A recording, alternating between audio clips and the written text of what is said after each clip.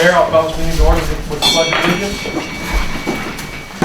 I pledge allegiance to the flag of the United States of America and to the republic for which it stands, one nation, under God, indivisible, with liberty and justice for all.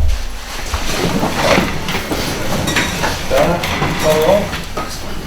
Murder. Here. Riley. Yes, here. Schneider. Here. Sofa. Here. Stoops. Here. Wilson. Here. Zukas. Here. Non-agenda items from the silos did not receive anything, but we are lucky enough to have our state senator, Mr. Dan Lauer, here tonight to would like to speak for a moment. Yeah, sure. Thanks for letting me cut in on your meeting here. Not sure, I haven't just met a lot of you, so I don't know if you all know my background or not, but I'm a farm kid from K-Pac, and I ran the grain elevator in Emmett for 25 years before I was elected in the House 6 years ago.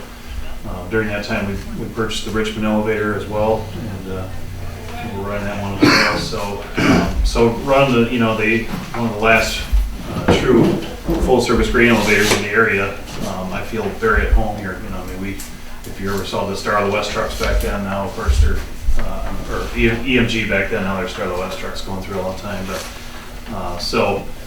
certainly familiar with the area, but wanted to get here because I didn't have Memphis in the House. The way the districts were, we kind of went through Memphis and didn't have part of it. So I'm glad to be representing you now. And in the 25th district, I don't know, did you guys have a decent relationship with Phil Pavlo previously? Okay, so same. If you have his numbers, just change the name, because none of that changed. That all goes with the office down there. But I'm going to give you my cards, and you can pass my name when it wants one, take one. I'll also give you my cell number, because that's not on there.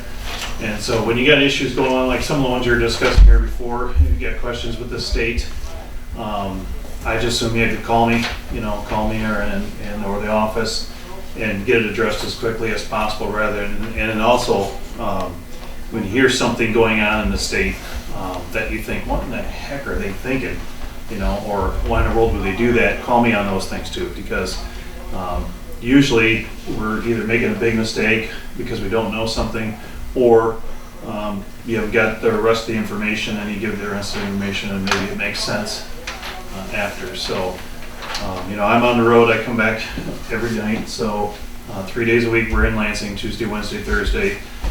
Tomorrow morning sounds like it's going to be a real good challenge getting there.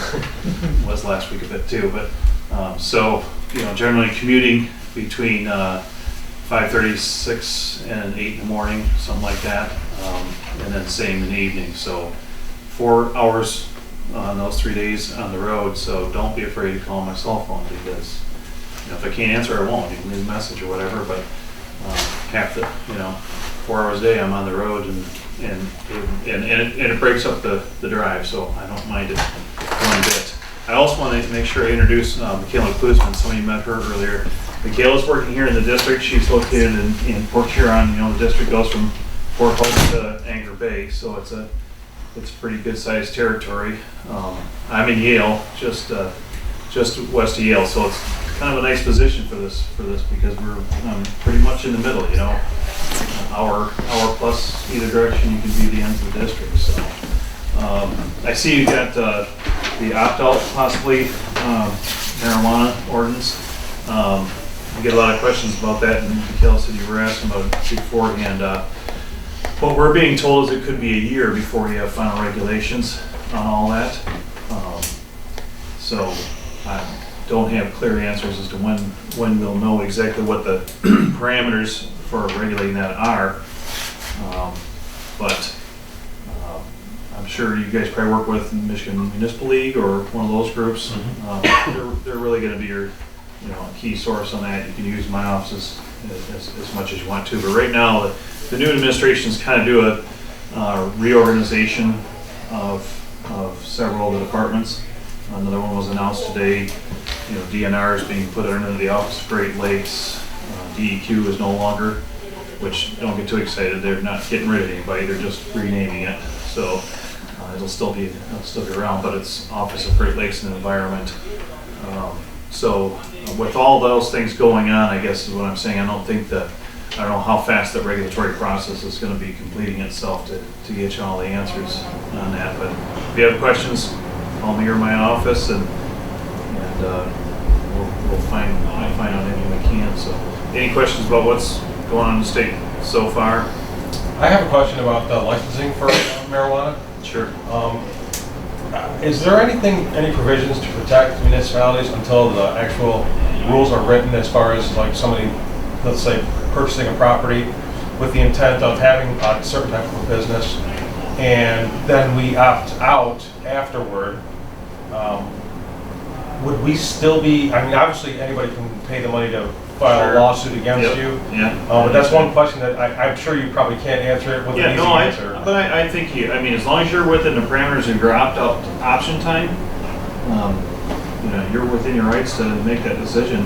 What is the opt-out option time? That Exactly. question I don't know, but I know that should be known. I mean, that's one answer we can certainly get for you. But I know there is a limited amount of time to opt out, and the But percentages. they won't be writing licenses for a year. Right. So you don't know what you're opting out of. Well, you have that whole medical industry is still moving forward, of course, but yeah, when you're talking recreational. Just gonna make a note so I don't forget. Gail's probably got it in her phone, but, so, I can get you an answer on that. You don't have any road money on it, do you? I don't right with me, but in the time that I've served so far, we've had a few events in the district where some critical places went out, and we were able to, once I know of the need, start asking and begging and scratching and looking, and we've addressed a couple of them now. So, Well, we were lucky to get some money from Scott's for Boardman here, the road that goes east-west of town. And but we really have an issue now down in front of the school, and to connect the section that's newly done to the end of town is going to be awfully expensive. And we're going to get some money just to finish this half, but that's not until 2023. So if somehow we could come up with $1 million to do the section in front of the school. A question to you. I know that the increase in taxes, and I know there was a delay in time before that will be allocated out to the municipalities, but when is that going to be? well, each year you should already be seeing the effect of that, because each year we've had an increase to the locals. In that tax increase that occurred, instead of all that going into PA 51 and being metered out the way it has in the past, we recognize that the greatest need was at the local level, and so we partitioned that new dollars to go 60% to locals instead of, in the past, the state would have got most of that. I know that 170 million that you allocated last year, because we're so small, our portion was about $7,000. Well, we fill a few potholes, Yep. I mean, it helps, but it don't do Yep. a lot, Well, you should be seeing the increase above what you had. Your township, and your county are also getting those increases. I don't know to what extent you work together on those things as well, but 2021, I believe, is 2020 or 2021 are the full Well, that's implementation. yeah. I know there was a delay at that time. Right. The other good news here is in 2023 we will have paid off the road debt from the last time the state borrowed money to build roads. Does anybody remember when that was? Engler was governor last time we borrowed money to fix roads, and so I think last year the first 220,000 of our road money that is existing, goes to debt servicing right away. So there's an additional increase that comes in.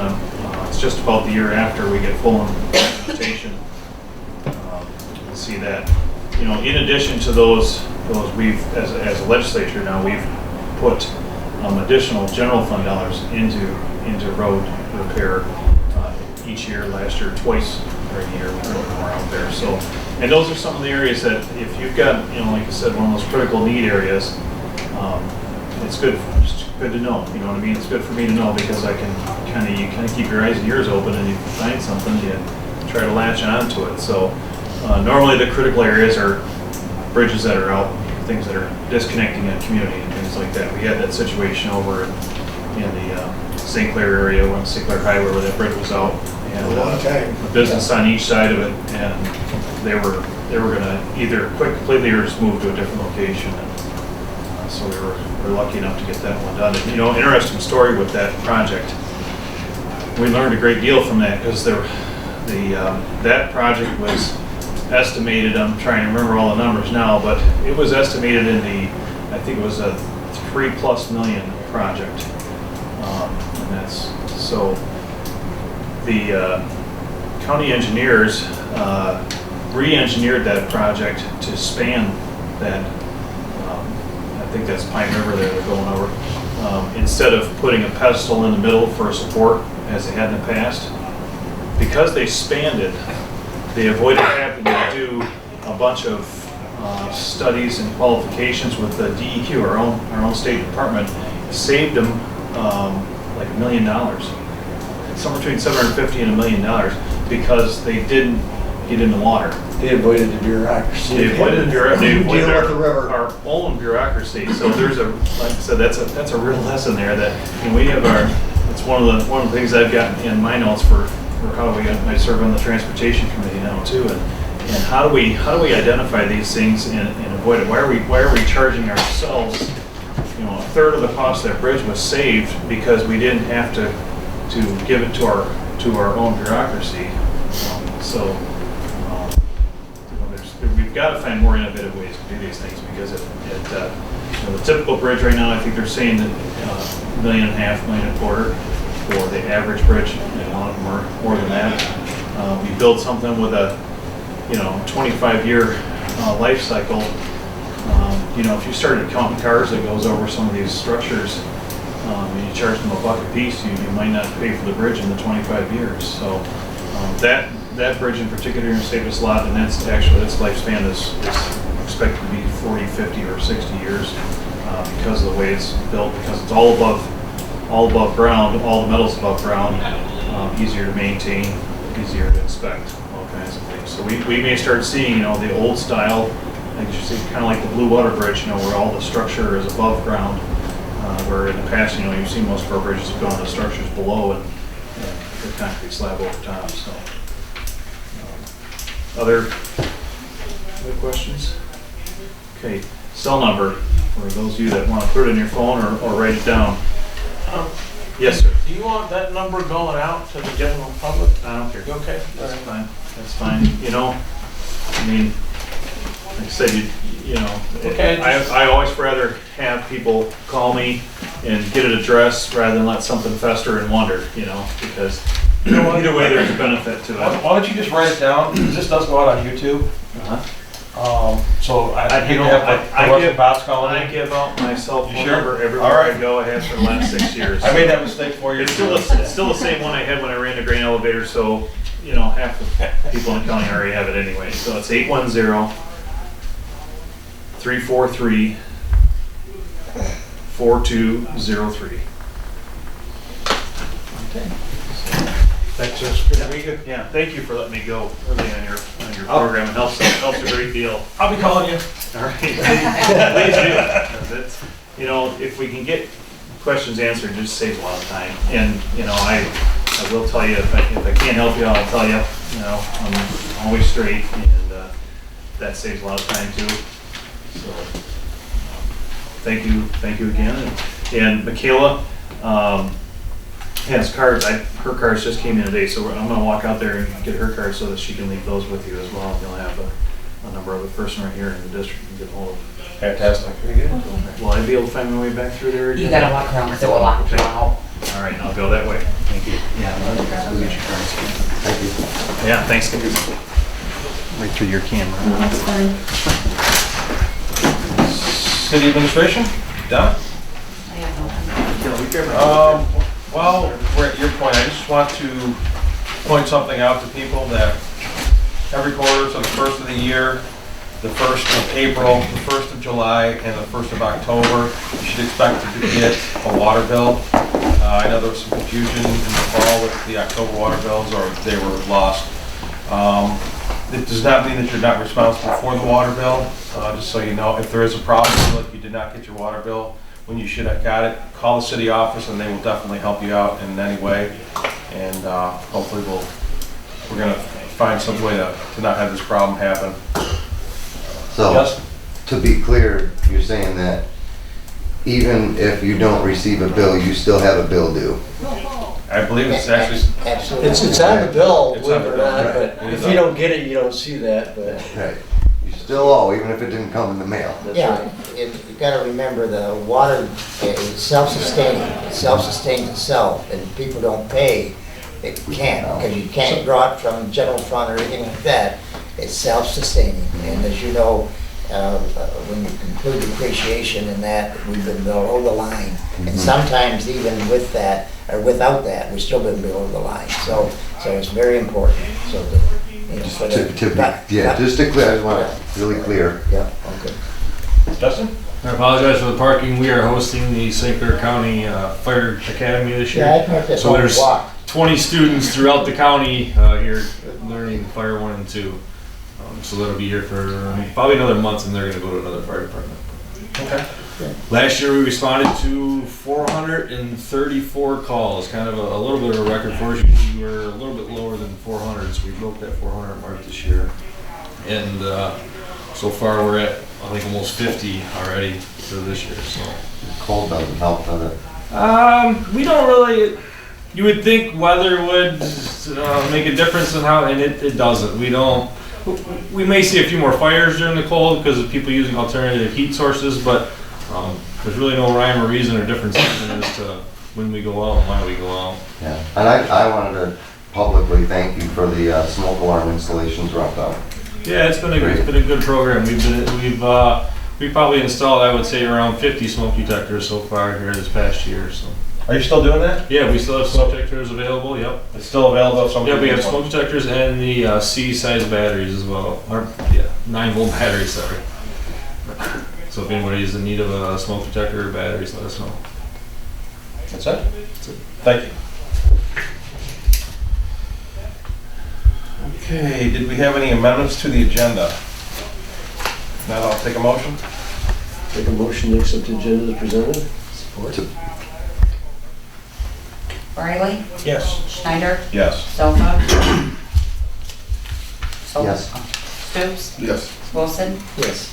Sukas. Yes. Martyr. Yes. Hopefully you've all had a chance to look over the meeting minutes from January the 15th. Was there any questions or corrections? Now I'll take a motion. I'll make a motion to accept the minutes of January 15, 2019 as presented. Foot. Schneider, Yes. Sofa, Yes. Stoops, Yes. Wilson, Yes. Sukas. Yes. Martyr, Yes. Riley. Yes.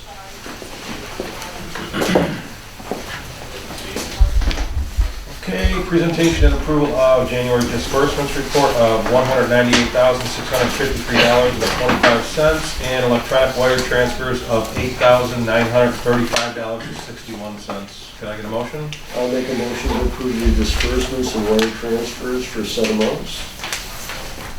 Support. Sofa, Yes.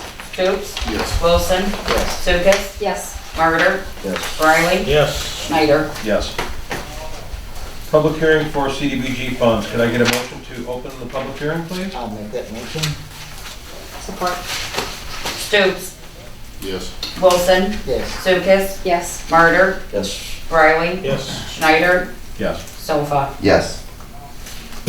Was there anybody here who wanted to speak towards CDBG funds? Could you come over here, please?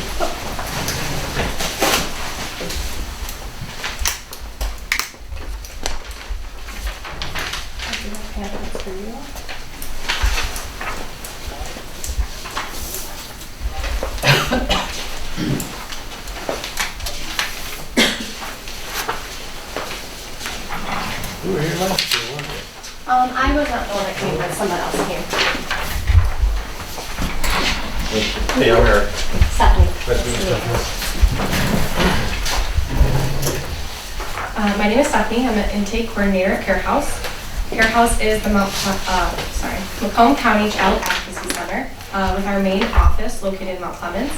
Our services are focused on child victims of sexual abuse, physical abuse, or children who have witnessed a violent act, as well as their non-offending family members. Our goal is to minimize trauma for child victims of abuse and to help the child victim and non-offending family members through the investigation and the prosecution phase, and provide support to begin the healing process. Care House is one of 34 accredited child advocacy centers in Michigan, serving over 53 counties and one of over 800 in the United States. We collaborate with law enforcement jurisdictions in Macomb County, as well as the FBI, Homeland Security, and Immigrations and Customs Enforcement. Children's Protective Services, the Macomb County Prosecutor's Office, medical and mental health professionals, along with any other welfare agencies determined by case. 1 million children in this country suffer from abuse and neglect each year. Child sexual abuse is an epidemic. Experts agree that the actual number of victims is difficult to determine and is probably much higher than what is reported. At Care House, there are many types of cases that we see. Over 90% of child victims know their abuser. Those who molest children look and act just like everyone else. Abusers can be neighbors, friends, coaches, teachers, parents, or other family members. They can be adults or children. They can be men or women. The children we serve come from every community in Macomb County, and we spare the trauma of multiple interviews and provide with the tools they need to help them heal and move forward. After the forensic interview, Care House also offers follow-up services for children victims and their parents, intervening to promote healing and helping families to cope with the emotional stress and trauma that is caused by not only the acts of abuse, but also the investigation process. We support services including crisis counseling, parent and child support group, trauma-focused therapy sessions, child safety assessments, family advocacy, access to forensic medical exams, and referral to other community services as needed. Families are never charged for the services they receive at Care House, and we provide services to all referred children and their non-offending family members. I am also proud to report that according to our most recent independent financial audit, 86 cents of every dollar that comes to Care House is specifically devoted to serving children and family in our community. After conducting interviews one at a time at one location for 22 years, I am excited to announce that we have opened a satellite center in Warren. This new Victim and Family Service Center brings critical services, including forensic interviews, therapy, and support groups directed to families in our southern part of the county. Our new satellite office has also freed up space in the schedule at our Mount Clemens location so that service can be delivered faster to the children in the community for whom the location is most convenient for. Since our opening in 1996, we have conducted over 7,000 forensic interviews, with 11 of those children residing in Memphis. In 2018, last year, we provided 753 forensic interviews. 3 of those children resided in Memphis. Last year, for 2018 to 2019, we received 1,300 in CDBG funding from your community, which helped us support services to 3 families. We depend on support from the community to provide a voice for the children's victims, a safe place for them to be heard. We are very grateful for the support of Memphis over the years. We respectfully request your consideration of funding this upcoming fiscal year in the amount of $1,200, which will support services for 2 child victims and their families that reside in Memphis. We also have a website that is www.mccarehouse.org, and we also have a Facebook page as well. Thank you for your time and considerations. Are there any questions I can answer? No, we've donated to you in the past, over quite a few years. Okay. Except sometimes when we were doing roads, we didn't, but we're not doing that anymore, so. Okay. Thank you. Thank you. Make a motion to close public hearing. Olson? Yes. Lucas? Yes. Martyr? Bryden? Yes. Schneider? Yes. Sofa? Yes. Stoops? Yes. Mr. Mayor, it's not on the agenda, so I guess we should allocate that at this point. Absolutely. Yeah. Okay, yeah. You mind if I make a few comments then? No, I didn't know Okay. that. All right, the total funds available this year were 10,000, and the chore program automatically took 300. That left us actually up to 2,200 actually that we could donate for approved charities. But and on the minor home repair, they increased that from $500 to $1,000. So it'd be my suggestion at this time that we donate maybe $1,700 to care and $8,000 to minor home repair. So, I have a question. yes, The meeting I went to was more about the 5-year plan. yes, it was. Now, they said that a lot of communities are using it for sidewalks. Now, in Memphis, obviously, the homeowners are responsible for the sidewalks in front of their houses. So does that mean that you have to be below the threshold? I think you still would have to, we could clarify that, but I still think you have to be below the LMI, the lower median income. We could check on that, for the future. Now, would that be part of the chore program? That's No. actually give that right to the homeowner, No, right? that would, I don't think that'd be part of the chore program. And the county oversees it. That's right. That would be part of the 2,200 that we have here. That would have to be part of the, in this case, the 8,000 I'm talking about. Okay.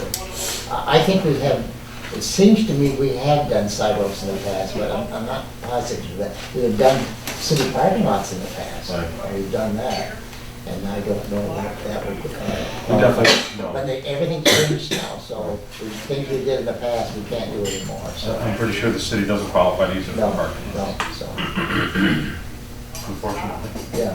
Did you make a motion, Larry? Yeah, if that's any more question, anything, okay, then I'll make a motion then for this year, on the 2019 CBG funds that $1,700 goes to the care house and $8,000 goes to minor home repair. Support. Lucas, Yes. Martyr, Yes. Riley, Yes. Schneider, Yes. Sofa, Yes. Stude, Yes. Wilson. Yes. I'd just like to make one comment that next year that might not be the same because we have a local charity that's trying to get pre-qualified, so it could change. And and it may change if we if we might get out of it, we're not sure yet, but so, and we may be here with it, I don't know, so we'll see what happens next year, okay? Okay, thank you. Thank you for coming. Communications none received. Unfinished business, adoption of ordinance number 205 prohibiting marijuana establishments in the city of Memphis. Can I make some comments on this, here? You certainly can. Okay. The last council meeting was requested that we get some information and further clarification on this proposal. And the response from it was in your packet from the lawyer. And I just want to kind of paraphrase a little bit and simplify it. We requested from whether the current ordinances that we have in place would suffice and where they automatically couldn't put an establishment into the city. And the opinion of the lawyer was the current marijuana regulation prohibiting marijuana possession / sale, etc. is no longer enforceable. Therefore, the city needs to adopt a new ordinance in order to opt out as an existing ordinance are not sufficient to prevent marijuana establishment. So I think that kind of answers that question. If we opt out, the current ordinances won't do that. You actually have to either do nothing or you opt out. So I think that clarifies that issue. And the other thing, I asked him to clarify the revenue, how the 15% of the 10% excise tax is distributed to local municipalities. And the one, of course, we already knew, the year's license is not to exceed $5,000. And the state will use and the other thing that I think the lawyer clarified a little bit more in there is the state will use an undetermined amount, implication, administration, enforcement, and that will cost $20 million a year. And they also fund clinical trials as well. And it would be 2 years and I think 2022 or longer before any percentage is given back to the municipality. So what I take from that is that out of that 15%, then the state will take a proportion of that, and then what's left, it goes to the municipalities. And the other thing, I think it depends how it's allocated, is how many establishments you have. If you had one, it'd be lower. If you had like Detroit or Mount Clemens or Port Huron or something like that, where they might have 10 or 15 or 20 or 30 or whatever, they would get more. So I think that just clarifies the information that you requested last council meeting. Anybody else? Yeah, I did. Basically, just like what the senator just said, there's no information, there's still no information. We don't have any. And I don't have any personal bias or opinion on the subject. I'm pretty open to it either way. There's multiple businesses. It's not just a retail store that sells there. It could be a research facility, it could be testing facility, a secure transport facility, or retail. What we're looking at here is a blanket thing that says no establishments. I'm not sure I would be against a company that parked trucks here, and this was the home base for their company. They park their trucks here, and what they do is transport marijuana. You know, they would be considered a marijuana or a cannabis establishment or a research facility where they test these things or something like that. It's not a retail store. I just don't believe I can personally say that I've done my due diligence without the information. As a representative of the citizens of the city, I can't make an informed decision on whether or not I'm for or against any or all of these businesses because there's no information available. There's no licenses, he says, for another year. And when I talked to the city attorney, he said there was no legal or financial benefit to passing it now as opposed to later when we have more information. So what I would like to do is have more time to get more of this information. So I'm not saying to pass anything or not pass anything. I'd like more time to have more information so I can make an informed decision as a representative of the citizens to make a wiser choice based on more information. So that's my stance. My opinion on this is that since there is nothing out there, and there will be not for some time, that we already introduced the ordinance, and I'm for adopting the ordinance tonight, and for the very reason that we don't have enough information. And when we get enough information, when the state does their due diligence and comes out with information, and maybe when other ordinances are adopted by other municipalities, we then we'll have more information to make more of an intelligent decision as to what to do at that time. Because there could be a lot more. When everything's developed, there might be more negatives than positives. So it's my opinion that we should adopt this ordinance. So, yeah, and I understand that, but what I mean is we're going to spend money to adopt an ordinance. No, we're not going to spend none. It's all whatever money's spent is already done. The lawyers investigated, so there's no more money spent other than just putting it in the ordinance, which is not that involved. And how much does it cost to put an ordinance into the state? It depends. Yeah. Roughly, We know. I guess. I mean, you've done them before. It costs money, It right? costs money, So yes. it does cost money to pass an ordinance. Update not the to code see- book, you mean, right? To update your Update code your book and to publish it. So it costs money to do that when we don't have, we're spending money on something and making a decision on something that we don't have all the information available. And there's no legal or financial benefit to being hasty and passing it now as opposed to later when we do have it. Does anybody else have anything they want to say? I just want to wait. I just want to see what there is. Yeah, I just don't see what the rush is. I haven't seen why the rush is in for any of the other cities that have rushed to just say no for no reason. Because we're not gonna get anything from the state for a year before they even The start state's not to. gonna start handing out licensing for any of this until they have basically hammered out all the details. And I think that I've said that in the past, is that they don't have the details, we don't have them. So we're saying no to nothing. Because there's no details to have. Or the There's other- possibility of anything. For a possibility of something that might or might not happen. I mean, I understand the maybe wanting to not expose ourselves to litigation or liability, if a business were to come, like you said, with the intention of having a business, if there's a way to make it clear that don't try it, because we don't have our rules in place yet. There is going to And be, the way to do that would be to actually to adopt the ordinance and give us time to hammer out the details along with the state. right, And give us time to say, okay, if we were going to license somebody, it would give us time to figure out what we want to do, what our licensing fees are going to be, the locations of the establishments. So, I mean, that's where I look at saying, okay, adopt the ordinance now, prohibiting, mhm. and as opposed to tabling it and having to do a lot of legwork without any knowledge of what we're looking at as far as the state.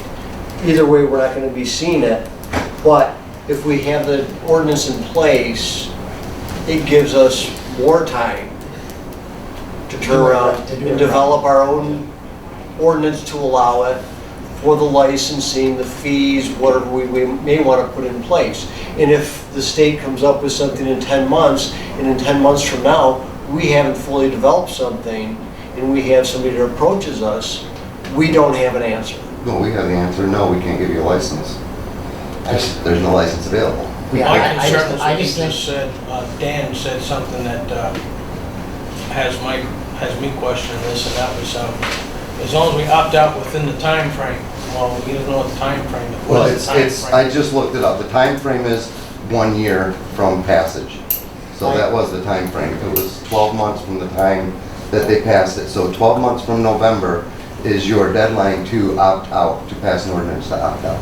So Instead of basically, curiosity, somebody- why did you mention that when he was? Yeah. Because I brought looked it up Well, after he was already talking about other I think things. we should come for a motion. My motion would be to table it for, Hold on.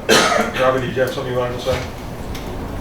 No, I already Okay. have my thoughts on it. I didn't want you to. No, I'm good. Oh, I would be speaking like, trust me. Like, The only thing that I'll say about it is this. Anybody can spend the money to file a lawsuit against us if they feel like they've been slighted, whether they have or not, or whether they actually feel they do. That's the only reason why I would say to adopt the ordinance, just to sort of put the issue to bed, and then we can always go back and change it. And while I do agree that I hate the idea of having to re-update the code book more times than we need to, the reality is that the code book gets updated every year, pretty much, right? And, you know, I mean, we might be looking at $500 to $1,000, but if we have a lawsuit filed against us, our attorney fees will pile up a lot faster than that. But, It's like- gonna, the code book's gonna have to be changed anyway, eventually, because what's in there now is not enforceable anyway. So some of that's gonna have to be reviewed. So, and I agree with, I agree with that. We already introduced, I think we should adopt it. Let's start with this. so but even if we have a law in place, someone could sue. Yeah, it's different though, if someone says that they didn't have an ordinance, I bought this property thinking that I could, whether they found out the details or not. I mean, anybody can file a lawsuit. That's what I'm saying. Right, With or exactly. without an ordinance, they can still file a lawsuit. This ordinance here wouldn't cover that? Oh, no, I wouldn't know. Our new ordinance? No, No. the previous one. New ordinance No. may About cover the it, federal, No. about the legal federal, it wouldn't cover it? No, it doesn't, apparently So- not. We thought it would. You guys can shoot this down, but I'm gonna Right. make a motion to table it for 6 months, to get more information, find out what we're opting out of, and maybe change the language a little bit to not be a blanket statement against all establishments, but just retail establishments or things that might expose our community to risks that we don't want. It's just a table to, or I'm sorry, a motion to table it for how long? A motion to table it for, say, 6 months, because we got 12 as a deadline, gives us some time to look into it, Somebody want to and support pick it? and choose. Support. Riley, No. Schneider, No. Sofa, Yes. Stoops, Yes. Wilson, No. Lucas, No. Murder. No. All right, Larry, go ahead and make your motion. Okay, I'll make a motion that we Oh, got. I'm sorry. Go ahead, Don. Okay, I got, sorry. I got Riley, Schneider, Wilson, Lucas, Murder, no. Schneider and Sofa, yes. No, I voted no. I'm sorry. Sofa and Stoops, yes. So. Thank you. Okay, Go ahead, Larry. I'll make a motion that we adopt ordinance 205 to opt out of the marijuana. Support. Schneider, Yes. Sofa, No. Stoops, No. Wilson, Yes. Lucas, Yes. Murder, Yes. Riley. Yes. Okay, again, I got Schneider, Wilson, Lucas, Murder, Riley, yes. Sofa and Stoops, no. So motion carried. And just to be clear, I'm certainly not against businesses in town. I don't think I would want a retail business in town, but who knows, in years in the future, things may change. I certainly wouldn't be against a secure transportation or a scientific lab that does testing. So it's definitely a very complicated issue, and hopefully nobody thinks that we jump to a conclusion before, even though we have actually jumped to a conclusion before all the facts are here. I think it's just the easiest, safest way for right now, and that's just my personal opinion. You did just vote against all businesses. I know, but it can be changed. It can be changed, so.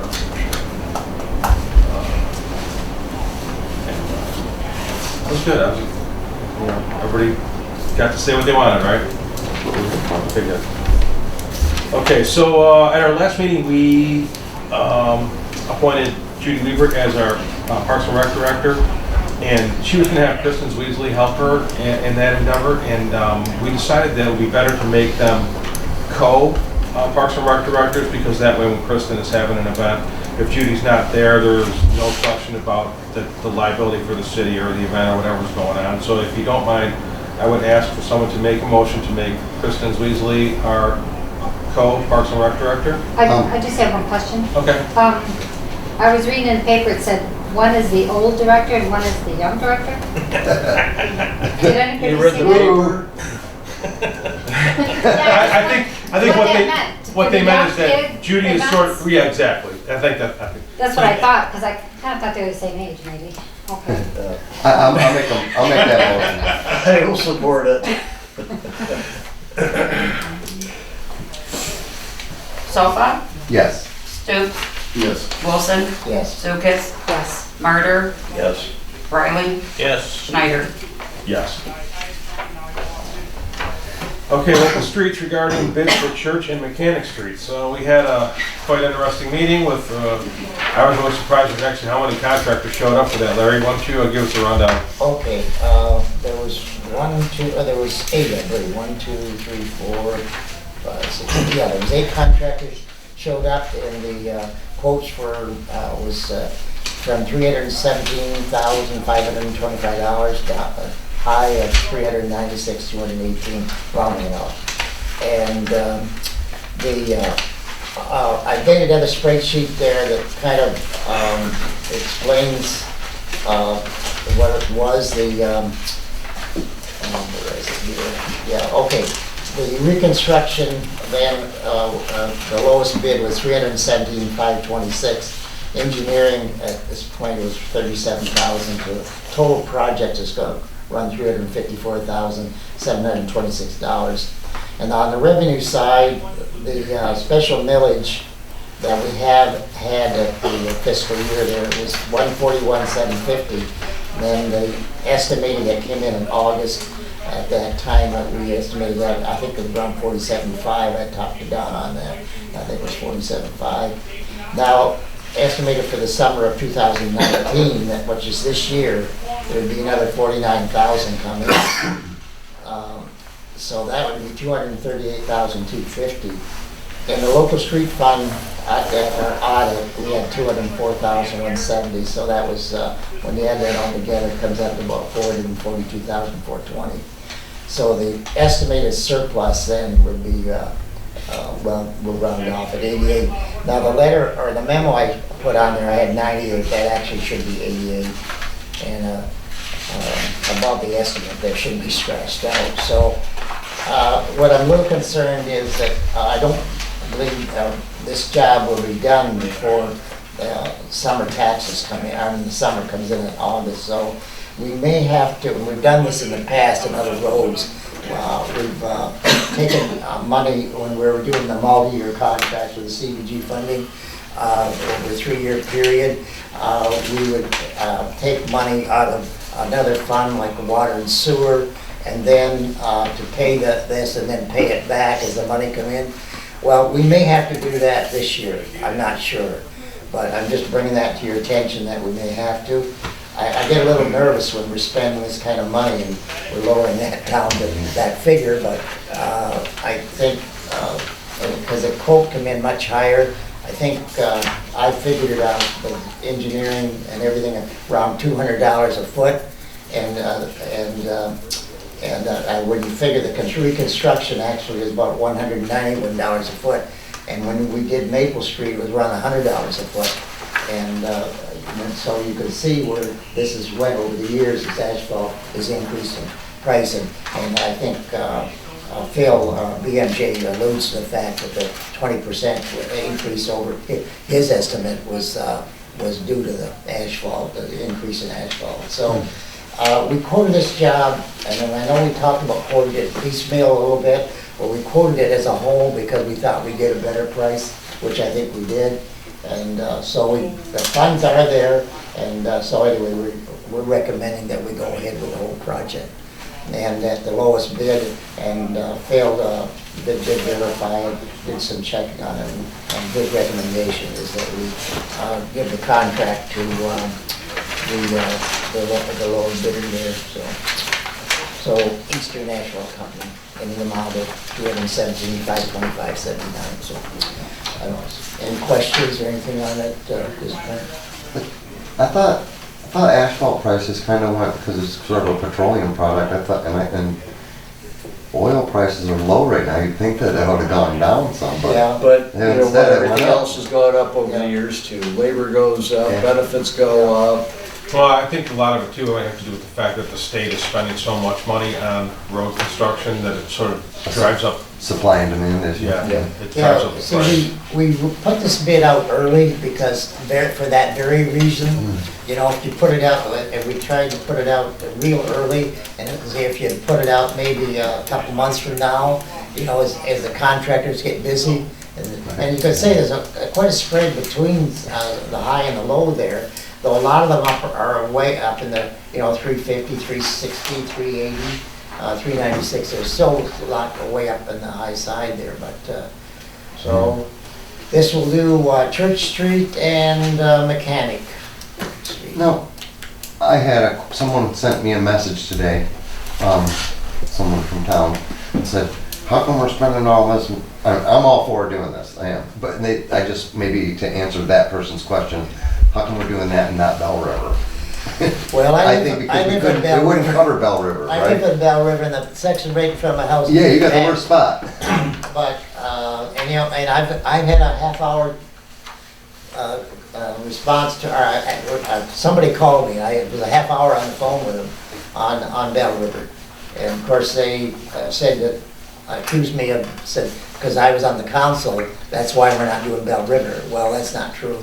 Well- But they had no concept of the cost of what these roads cost. Right. And The so, yeah. $300,000 That's to do two blocks. wouldn't even put that bridge in. That's to do No. 2 blocks. Right. And it wouldn't put that bridge in, and that Sage Creek, so I mean, that's what that was my answer, is the amount that we're spending wouldn't do much of Bell Well, River Road anyway. No, well, I told them Bell River Road would probably cost $750 to $1 million. Yeah, that's. And so it's so expensive that nobody realizes how expensive it is No, to do and these roads. And you know, roads, curb and gutter is a better way to go, like Cole Street, but we can't afford curb and gutter. And that 2 mills that we charge only collects between, you know, around 45, 46, 47,000 a year. Well, and So yeah. it takes a long time to accumulate enough money to even do anything. Yeah, and you gotta add that, you gotta go over that Sage Creek, which is a whole nother expense to go over a body of water.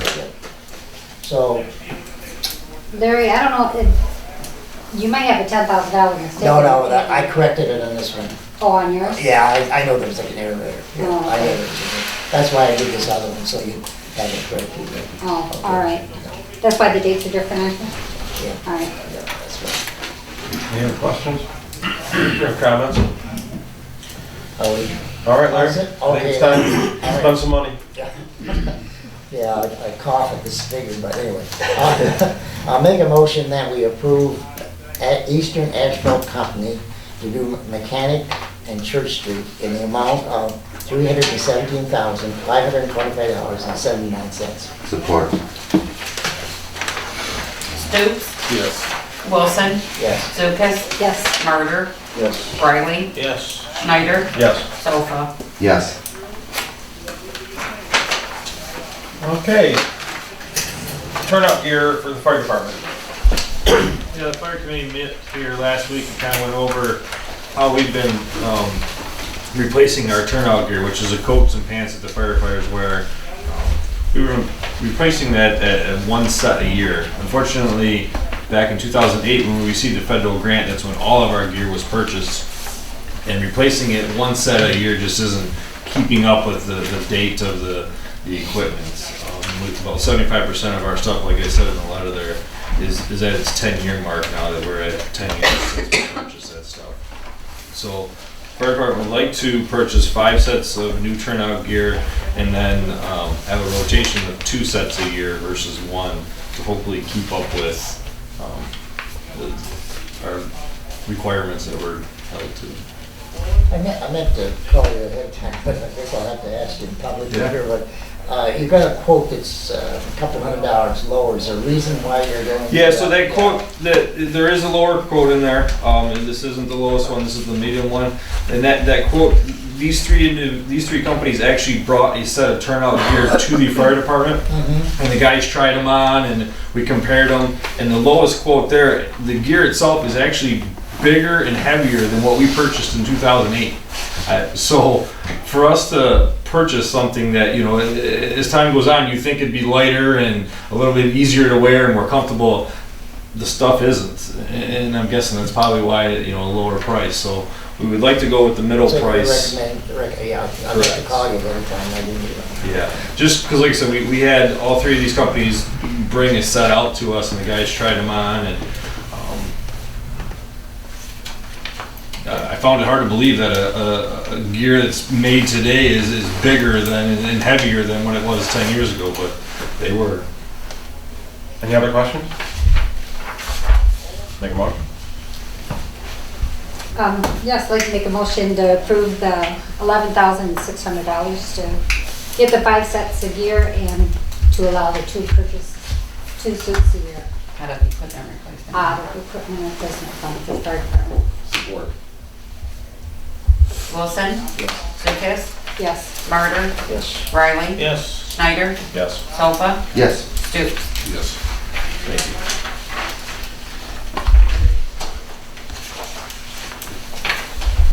Okay, we have no new business from the mayor.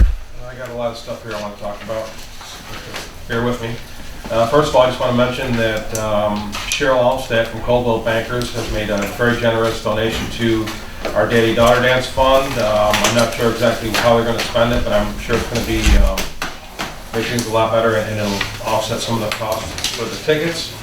And I really appreciate that. That's really great.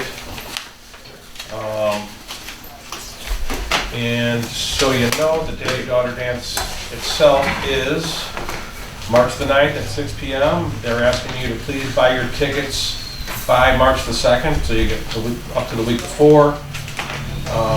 You can pay for your tickets here at the city office. You can put it in an envelope and drop it off in the lockbox if you can't make it by the time the city office closes. And if you can also go to the memphislions.org website and you can purchase tickets on there. There is a $1 fee for convenience. And there'll let them know that you can't do that through mobile. You have to be on the PC if you want to do that through the Yeah. website. You're right. And, but there'll be no tickets sold at the door. They want to know how many people are coming the week before.